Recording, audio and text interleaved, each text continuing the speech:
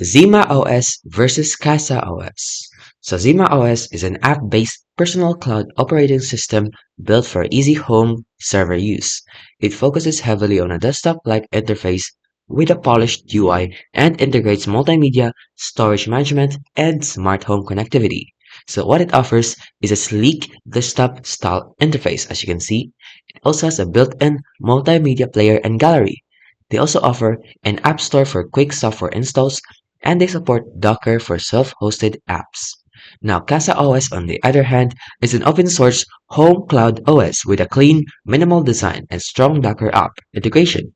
It's designed to be lightweight, privacy-focused, and easy to run on single-board computers, old PCs, or NAS setups. So what it offers is a simple and fast installation. It also has a built-in file manager and web dashboard. They also have a Docker App Store with one-click install, and they also offer cross-platform support. In conclusion, choose Cloud and Zima OS if you want a feature-rich, media-focused personal cloud with polished interface, and choose Casa OS if you prefer open-source flexibility, low resource usage, and simplicity.